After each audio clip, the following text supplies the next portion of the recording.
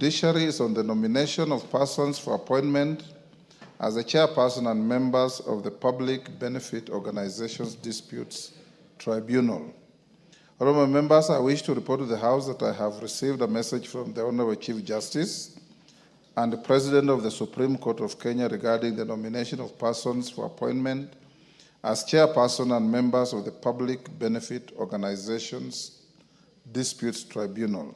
In the message, the Honorable Chief Justice conveys that in accordance with the provision of Section 50 of the Public Benefits Organization Act 2013, she has appointed the following persons as chairperson and members of the Public Benefits Organizations Disputes Tribunal and now seeks the approval of the National Assembly. Ms. Eunice Adoyo Otieno Arwa, chairperson. Ms. Christabel Mideva Eboso, member. Ms. Elizabeth Mbithe Mulwa, member. Dr. Leonard Kinyulus, member. And Mr. Mohammed Sheikh Noor, member. For clarity, honorable members, Section 50 of the Public Benefits Organization Act 2013 provides, and I quote, "There is hereby established a tribunal to be known as the Public Benefits Organizations Disputes Tribunal, which shall consist of members appointed by the Chief Justice and approved by the National Assembly as follows. A chairperson who shall be an advocate of the High Court of Kenya of not less than 7 years standing, 2 advocates of the High Court of not less than 5 years standing, 2 persons having such specialized skills or knowledge necessary for the discharge of the functions of the tribunal." Honorable members, Standing Order 45.1 provides that upon receipt of a notification of nomination for appointment to a state office or such other office, the nomination shall stand committed to the relevant departmental committee of the House for consideration. In this regard, I hereby refer the names together with the CVs and other testimonials of the nominees to the Departmental Committee on Justice and Legal Affairs to undertake the necessary approval hearings. Honorable members, whereas the Public Benefits Organizations Act 2013 does not expressly provide for the timeline within which the House considers the respective nominees, Section 8 of the Public Appointments Parliamentary Approval Act, Cap 7F, requires the committee to which nominations are referred shall consider the matter and table a report in the House for debate and decision within 28 days. In this regard, therefore, the committee is directed to expeditiously commence the approval process and notify the nominees and the general public of the time and place for holding the approval hearings. The committee should table its report by Wednesday, 18th June 2025, to enable the House to consider the matter within the statutory timelines. I thank you. Next. Order number 5, order number 4, petitions.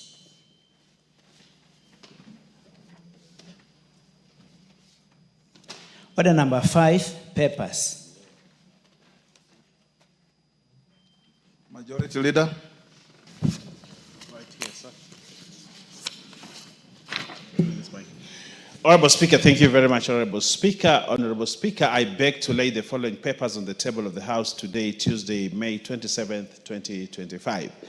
A, legal notice number 195 of 2024 relating to the Public Finance Management Public Officers Medical Scheme Fund, Regulations 2024 and the explanatory memorandum from the National Treasury and Economic Planning. B, legal notice number 38 of 2025 relating to the Central Depositories, Regulations of Central Depositories Amendment Rules 2025, Evidence of Stakeholders Engagement and the explanatory memorandum from the National Treasury and Economic Planning. C, legal notice number 88 of 2025 relating to the Code of Conduct for Media Practice 2025 from the Ministry of Information, Communication and Digital Economy. D, the agreement between the Government of the Republic of Singapore and the Government of the Republic of Kenya for the elimination of double taxation with respect to taxes on income and prevention of tax evasion and avoidance between the government of the Republic of Kenya and the government of the Republic of Singapore from the National Treasury and economic planning. E, submission of nominees for the National Government Constituencies Development Fund for the following constituencies, Honorable Speaker: Banisa, Bomachoge, Butere, Buri, Embakasi Central, Galole, Ganze, Garissa, Ijara, Jomvu, Juja, Kabuchai, Keiti, Kamukunji, Kilifi, Kilome, Kimilili, Kuria East, Lagdera, Loima, Lugari, Matayos, Matungu, Moyale, Msambweni, Muhoroni, Mvita, Nyali, Nyando, Nyaribari, Masaba, Nyatike, Rabai, Rangwe, Samburu East, Sotik, Suna West, Taveta, Teso North, Tongaren, Turukana Central, Turukana West, and Vihiga. Honorable Speaker, I thank you. Chairperson, Committee on Regional Integration. Who is the chairperson? Irene, go ahead. Thank you, Honorable Speaker. Honorable Speaker, I beg to lay the following paper on the table of the House today, Tuesday, 27th May 2025. Report of the Committee on Regional Integration on a study visit to the European Union and the European Parliament from the 9th to the 13th of September 2024. I thank you. Thank you. Next order. Order number 6, notices of motion. Junet Mohammed.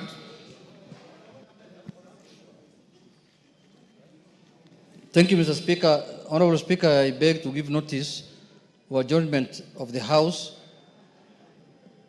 on definite matter of urgent national importance to discuss the threats by the former Deputy President on the recurrence of post-election violence in the country. Honorable Speaker, pursuant to provisions of Standing Order 331, I seek leave for the adjournment of the House for purposes of discussing a definite matter of urgent national importance regarding the threats by the former Deputy President on the occurrence of post-election violence in the country.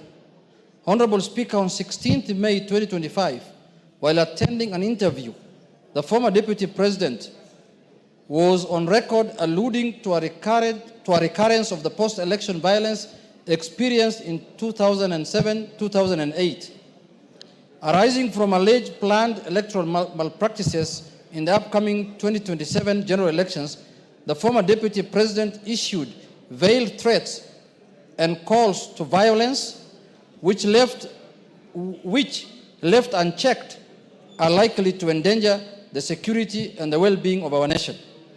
Given the recommendations of the Truth, Justice and Reconciliation Commission, TJRC, and the Commission of Inquiry into the Post-Election Violence that led to the persons being taken to The Hague, it behoves the House to discuss and condemn any person dreaming or aspiring to take the country to the dark days. Honorable Speaker, it is against this background that I seek leave for the adjournment of the House to discuss the matter of great national concern. I thank you, Honorable Speaker. Of the requisite support.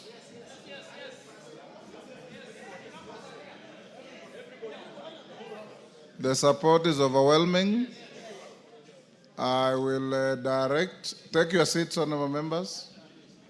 I'll direct that this matter be disposed of in the shortest time possible, and I'll allocate 1.5 hours to the motion starting 4 p.m. this afternoon.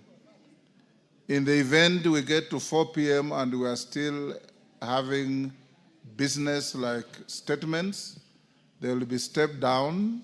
You got the motion, and then thereafter we can proceed with what is left of the other businesses. Thank you. Honorable members, allow me to acknowledge In the Speaker's Gallery, a recognition of staff from the Parliament of Ghana. I wish to introduce to you two staff members from the Parliament of Ghana who are seated in the Speaker's Gallery. The officers are on a week-long benchmarking visit to Parliament, collaborating with our Directorate of Legal Services to enhance the capacity of the legal officers in areas relating to comparative legal frameworks, governance and law reform processes, technology and innovation in legal service delivery, committee support systems with legal frameworks, and judicial processes and practices. Honorable members, on my behalf and on behalf of the House, I welcome the members of staff from the Parliament of Ghana, and as they say in Ghana, Agwaba.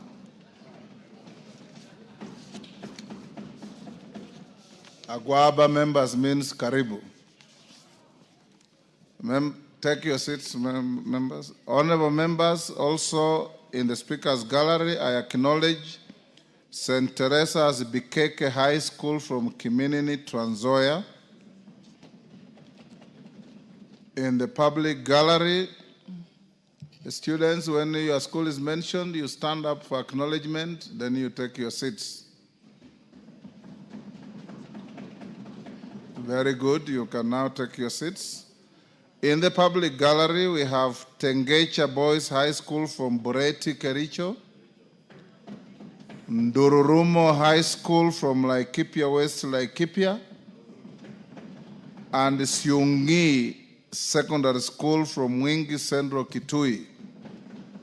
I've been requested by the Honorable Member for Mwingi Central to welcome the school from his constituency, and in the same vein, Honorable Mulyungi, you can welcome all the other students on behalf of your colleagues. 1 minute. Thank you, Mr. Speaker. Mr. Speaker, I take this opportunity to welcome all the schools which are here to Parliament, and in particular my school, Siungi Secondary School, which I work with. Mr. Speaker, I want to encourage all the students who are here to work very hard so that one day they can aspire to be members of Parliament and senior public officers. Thank you very much, Mr. Speaker. Thank you. Next order. Order number 7, questions and statements.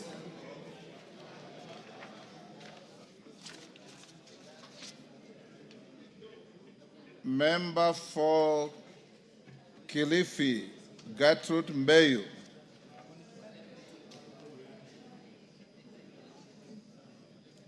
Honorable Member for Kilifi,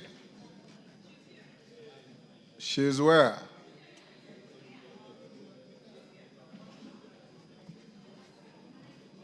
Is Gertrude Mbeyu in the house?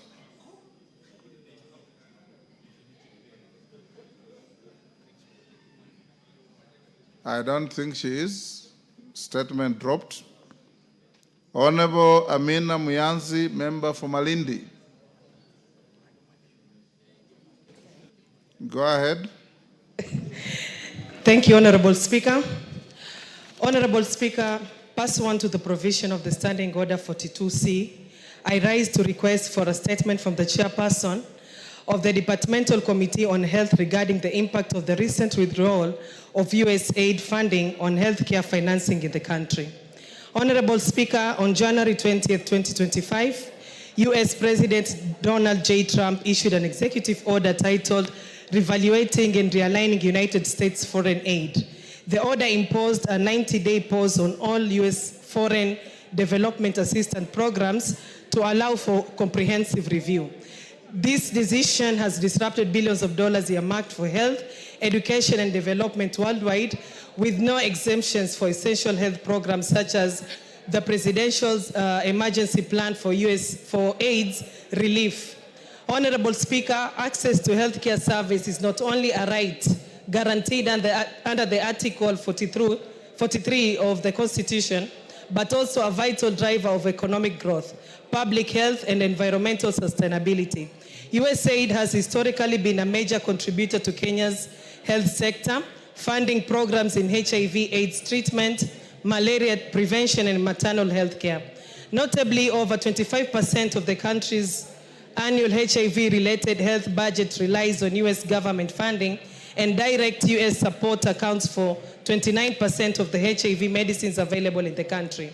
Unfortunately, all USAID health programs in the country are scheduled to end by September 2025.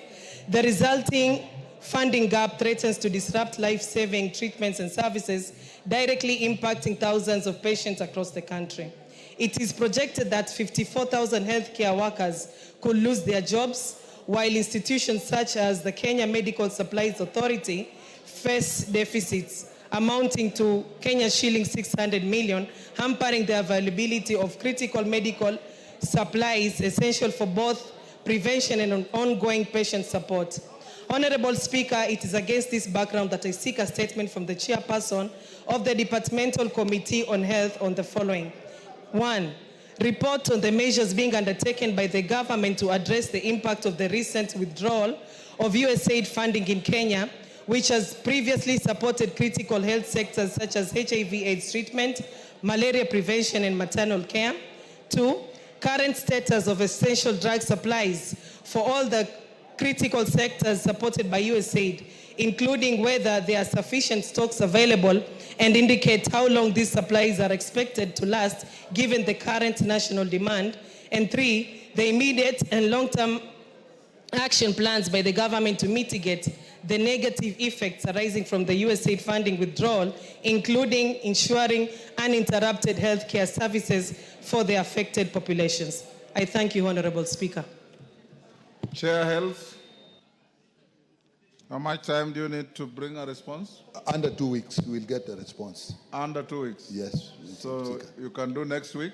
I can do next week. Okay, Thursday next week. Amos Mwago. Amos Mwago, member for Starehe.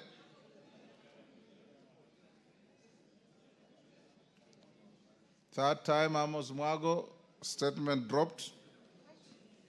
Honorable members, I'll have a reorganization in a small way of the order of business, so that I'm sure members, you have seen your supplementary order paper, so that we can go to order number 8 for the majority leader to move a procedural motion. Thereafter, do first reading at order number 9 and 10. Then we come back to the statements. So read out